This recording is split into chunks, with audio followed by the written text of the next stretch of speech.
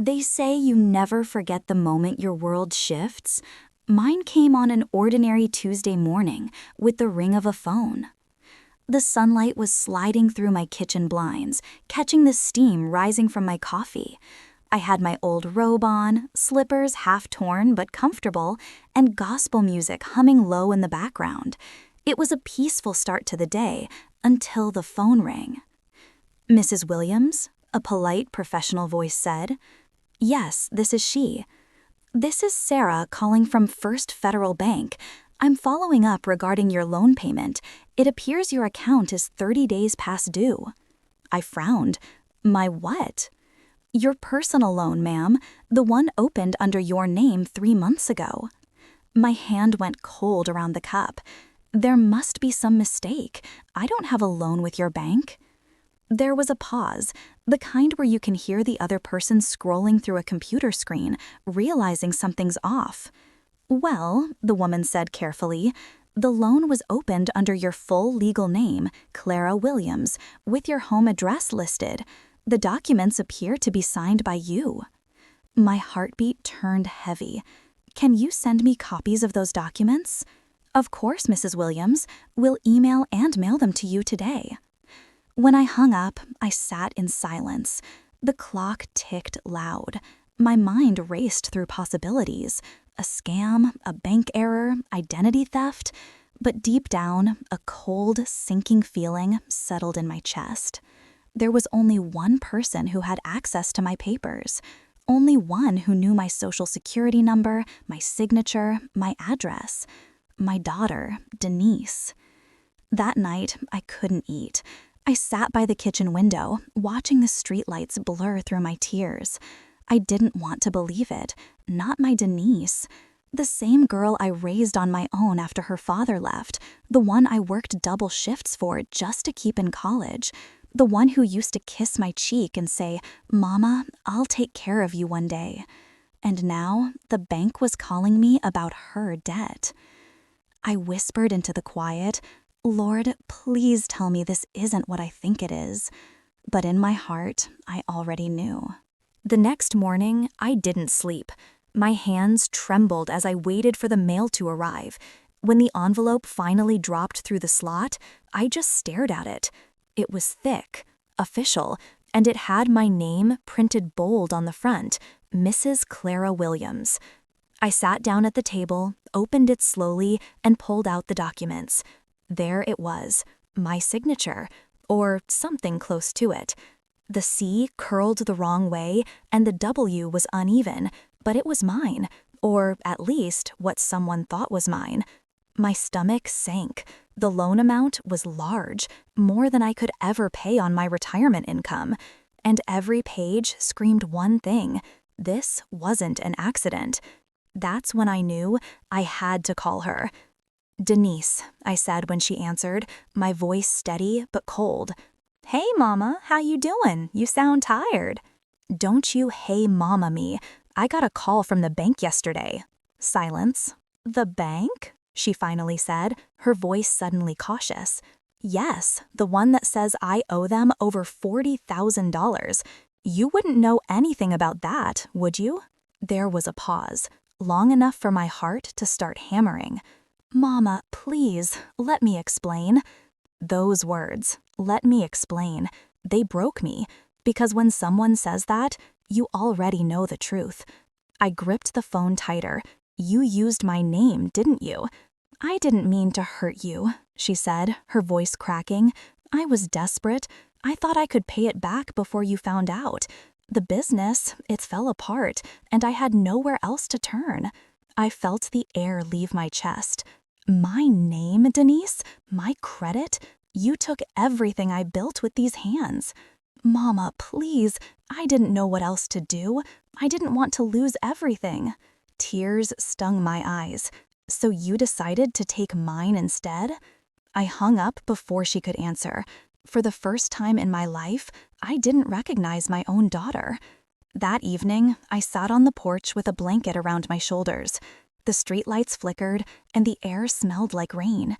I thought about every sacrifice. Every night I skipped dinner so she could have lunch money. every prayer I whispered when I didn't know how rent would be paid. And now, my little girl had written my name, my life, into a lie. But I also knew something else. I wasn't going to let this destroy me. Not this time. Not again. 2 days later, I found myself sitting in the cold, polished office of Maple Street Credit Union. The walls were too white, the air too still, and the young man across from me looked like he had never seen a real struggle in his life. He smiled politely, fingers tapping on the keyboard. "Mrs. Williams, we appreciate you coming in. We just need to confirm a few details."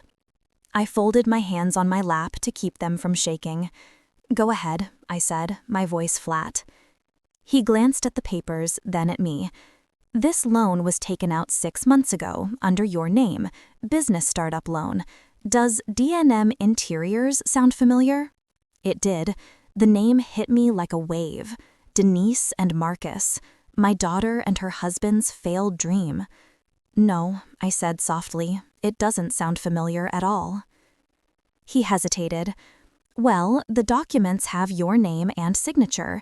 Would you like to file a fraud report?" Fraud. That word burned my tongue like fire. I looked at the pen in his hand, so small, so harmless, and thought about how that same motion, a few strokes of ink, had turned my life upside down. "Yes," I said, finally, "file it." The words came out like stone. That evening, Denise came to my house. I saw her car pull up slow, like she was afraid of her own mother. When I opened the door, she stood there, hair undone, eyes red, clutching her purse like it was a shield. "Mama, please," she whispered, "don't go to the police." I crossed my arms. "You already went behind my back, Denise. The least you can do now is face what you did." "I was going to fix it. I just needed time." "You had 6 months," I said quietly. "Time's up."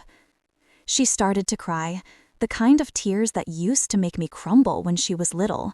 But this time, something inside me didn't bend, not completely. "You know," I said, my voice trembling, "when I was your age, my mama used to say, 'A lie can eat through love faster than fire through paper.' I didn't believe her, not until now." Denise fell silent, her sobs fading. "I didn't want to lose your trust, Mama." "You didn't lose it, baby," I said softly. "You sold it." She looked at me, stunned, then lowered her head and walked away without another word. I closed the door behind her, pressed my back against it, and slid down until I hit the floor.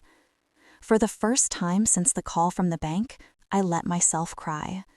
But even through the tears, something inside me whispered, maybe this is where strength begins, not in never breaking, but in learning how to rebuild.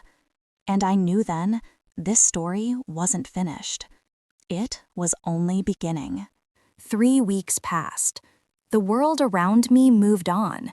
Neighbors mowed their lawns, church bells rang on Sunday mornings, and the mailman still waved with that same tired smile. But inside my little house on Juniper Street, time felt frozen. Every sound echoed louder. The creak of the floorboards, the tick of the clock, the faint hum of the refrigerator, all reminders that I was alone with a secret I never asked for. The bank had opened a fraud investigation. I hadn't pressed charges yet, but I'd given my statement. That meant Denise's name was in their files. My daughter, my baby girl. And every night, I lay awake wondering if I'd done the right thing. One morning, I got a call from Marcus, my son-in-law. "Clara, we need to talk," he said, voice low, careful. "About what?" I asked, though I already knew. "About Denise, about the loan. Look, she didn't mean to hurt you. We were desperate. I lost my job last year, and—" I cut him off. "And so you used me?" There was a long silence. I could hear him exhale slowly. "We thought we could pay it off before you found out," he said finally. "But the business failed, and now—" his voice cracked. "Now it's gone, Clara. everything. I pressed my hand to my forehead. You should have come to me. I would have helped, but not like this. He didn't answer, just breathed quietly, ashamed. When he finally spoke, his voice trembled. She's terrified, Clara. She thinks you'll never forgive her. I swallowed hard. Maybe she's right. That night, I sat by the kitchen window, the same one I'd watched Denise play under when she was little, chasing fireflies in the summer dusk. Back then, she'd always look up at me and yell, "Look, Mama, I caught the light." Now, I wondered when she'd lost that light, when we both did. I looked over at the stack of papers from the bank, crisp and cold, sitting on the table. My name, Clara Williams, typed in bold. Below it, her forged signature, shaky but familiar. It wasn't just ink on paper. It was betrayal, written in my own name. The next morning, I drove to the bank, the papers in my purse. But when I walked in, something stopped me. A woman at the counter, older than me, begging for a loan extension for her grandson's medical bills. Her voice shook as she said, "Please, I just need a little more time." The clerk shook his head, expression flat. "I'm sorry, ma'am. Policy's policy." I stood there, watching her, and something inside me shifted. That woman looked like me, not in face, but in heart. The kind of heart that gives too much until there's nothing left. I walked out without turning in the papers. That evening, I called Denise. When she answered, her voice was fragile, small. "Mama?" "I didn't file it," I said quietly. "But I need you to fix this, all of it." "I will," she whispered through tears. "I promise." "I know," I said. "Because if you don't, next time, I won't stop myself." Then I hung up. For the first time in weeks, I felt the weight on my chest lighten, not because the pain was gone, but because I'd chosen something stronger than revenge. I'd chosen silence. And sometimes, silence is the loudest lesson a mother can give. The morning light spilled across my kitchen table, warm but unwelcome. It was Sunday. Church bells rang faintly in the distance, reminding me of forgiveness, of grace, words that felt foreign in my mouth lately. I hadn't spoken to Denise in a week. I'd kept busy, cooking for the church, folding laundry that didn't need folding, watching the same old shows where every story had a happy ending. But mine didn't feel like one. I sat with a cup of coffee, staring at the phone. My fingers hovered over her number. Then I stopped. If she wanted to fix this, she'd have to take the first step. Instead, I opened my old wooden drawer and pulled out a blank note card, the kind I used to write her lunchbox notes with when she was in high school. "You've got this, baby. Proud of you. Love, Mama." Now the card felt heavier. I took a deep breath and began to write. "Denise, I don't know when things changed between us. Maybe when you started believing you had to handle everything alone. Maybe when I stopped reminding you that you didn't. What you did broke something in me. Not just trust, but the belief that you still saw me as your mother, not just a name to use when things went wrong. I'm not ready to forgive you yet, but I'm ready to understand why. Love, Mama." I didn't plan to send it. It was just words on paper, a way to let out the ache sitting behind my ribs. But that evening, as I was taking out the trash, I saw Marcus's car pull up. He stepped out, holding a small envelope. His eyes were red, tired. "She wrote this," he said quietly, handing it to me. I hesitated, then took it.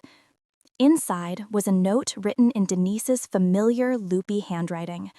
"Mama, I don't expect you to forgive me. I just want you to know, I didn't use your name because I didn't care. I did it because I was scared. Scared of losing everything. Scared of letting Marcus down. Scared of asking for help again. But the truth is, I lost something far more important. You. I'm sorry, Mama. Truly. Love, Denise. Tears blurred the ink before I realized I was crying. All this time, I thought I'd hardened enough not to. That mothers don't stop feeling, they just learn to hide it better. That night, I left both letters, hers and mine, side by side on the table. Two broken halves of one story. And for the first time in months, I whispered into the empty kitchen, "I still love you, baby girl." The silence didn't answer, but for once, it didn't hurt. 3 days passed before I called her. Just 3 rings, then her voice, cautious and soft. "Mama?" For a moment, I couldn't speak. Words felt too heavy. "I made coffee," I finally said. "Your favorite, hazelnut."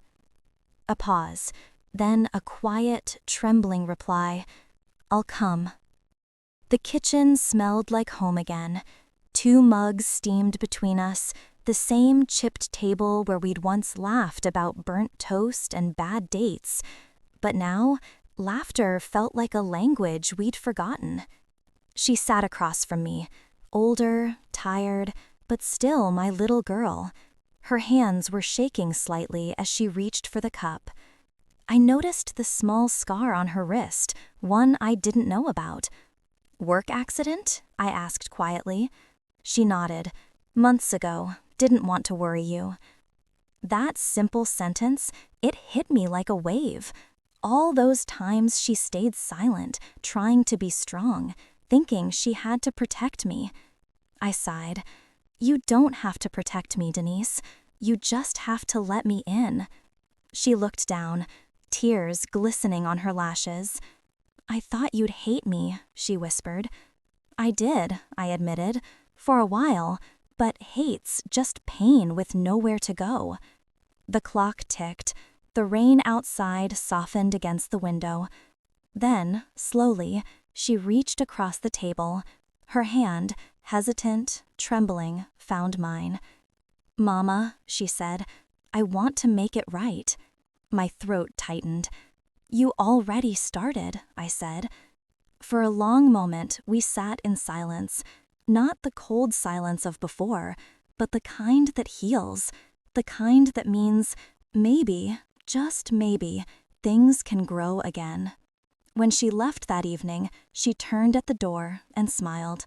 It wasn't a big smile, not like before, but it was real. And for the first time in months, the house didn't feel empty anymore. The phone rang again, this time on a quiet Sunday morning. It wasn't Denise, it was Marcus. His voice still had that smooth, tearful tone that used to charm people, but to me, it only carried old echoes. "Clara," he said, almost a whisper, "I heard what happened. Mind if I stop by?" For a moment, I hesitated. Part of me wanted to hang up. The other part, the one that still remembered the younger version of him, said maybe closure is overdue. So I agreed. When he arrived, the air between us was thick with unspoken history. He looked older, grayer. Life had drawn lines around his eyes. Maybe guilt had too. He held a small envelope. "I didn't know she was struggling," he began, voice trembling slightly. "Denise, she came to me once asking for advice. I should have done more."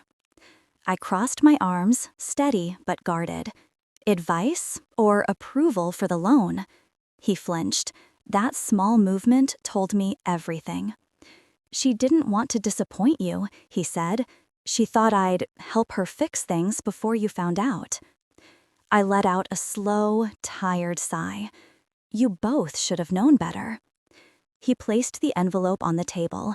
Inside, a check, written in full, enough to cover the loan and more.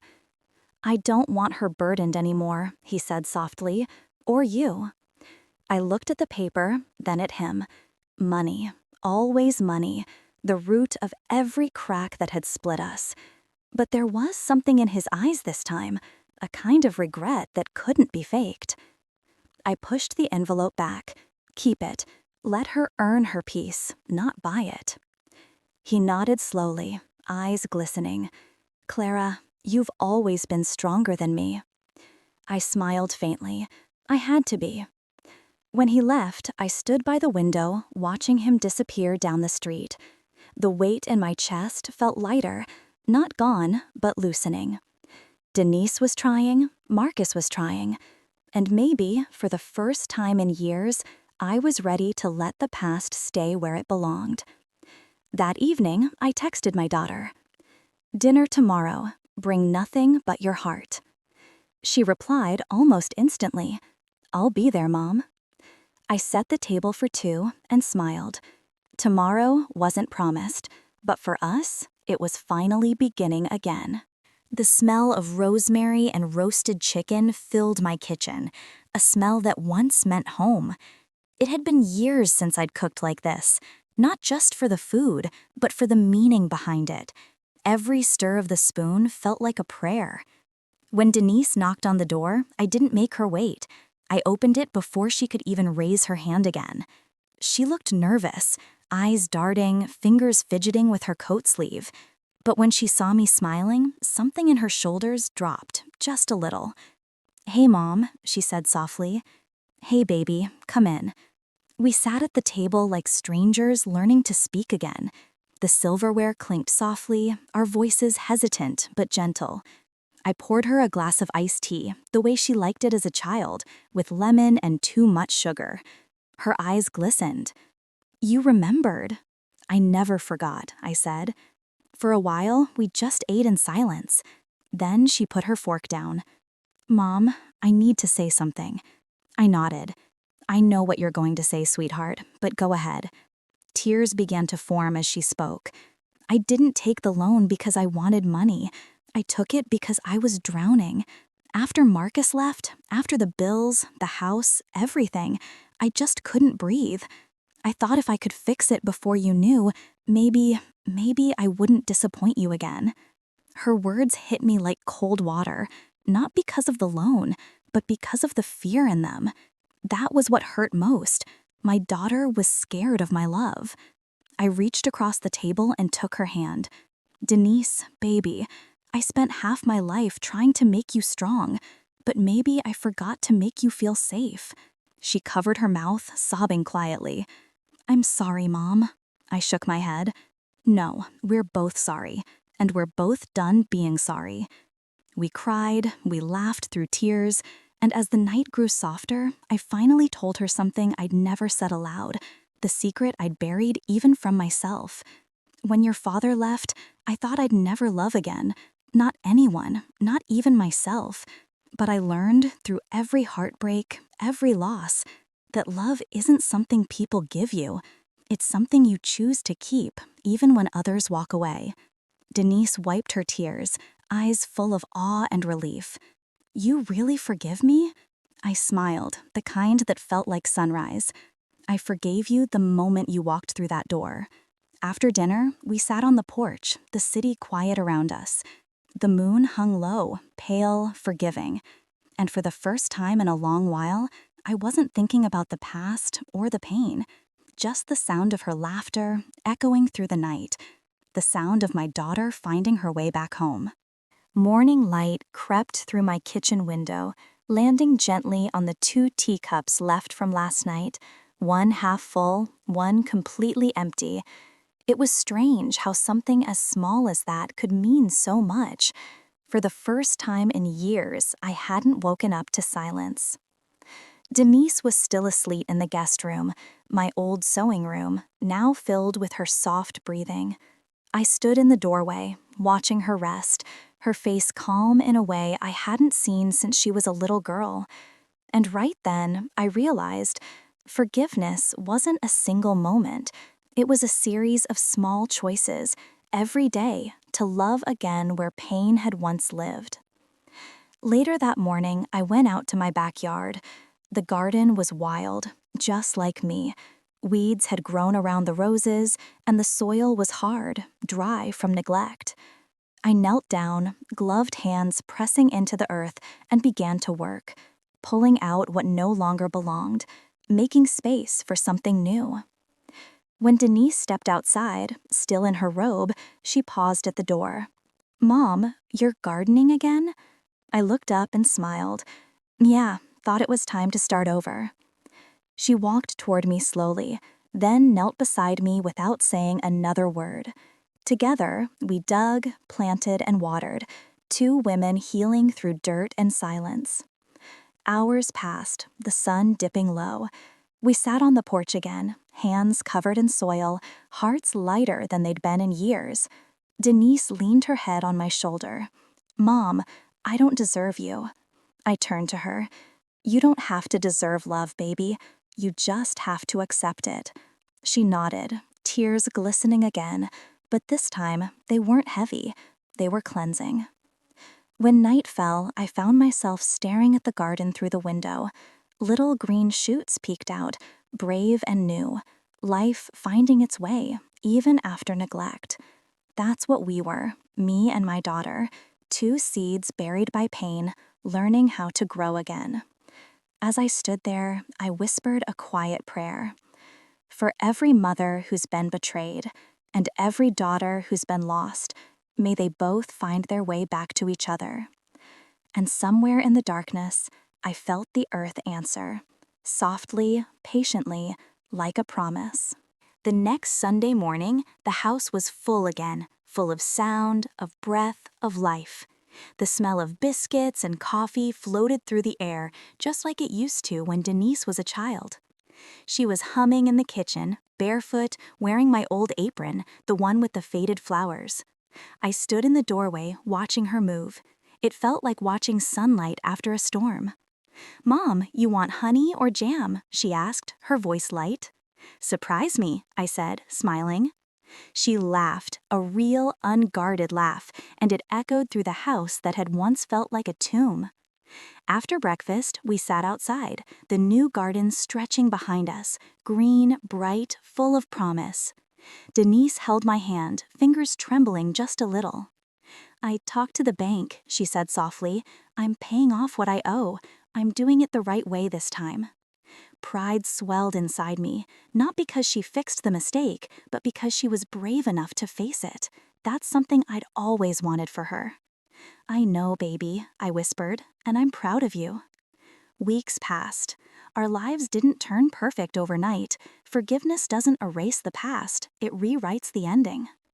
There were still calls from the bank, still bills to settle, but there was also laughter, dinners, and long talks by the porch light. We were rebuilding, not the way things used to be, but the way they were meant to be. One evening, as the sun painted the sky in gold and crimson, Denise asked, "Mom, do you ever wish things had been different?" I thought for a moment, watching the light fade behind the trees. Then I said, "No, because if they were, maybe we wouldn't have found our way back like this." She leaned against me, quiet. In that silence, I felt peace, the kind that doesn't shout but hums softly deep inside the bones. Later that night, I sat by my window, journaling like I always did. My pen moved slowly, each word deliberate, honest. Sometimes the people we love will break us, but if we keep our hearts open, love has a way of building us back, stronger, softer, wiser. I closed the notebook, looked out at the moonlit garden, and smiled. For the first time in a long, long time, I didn't feel like a woman who had lost.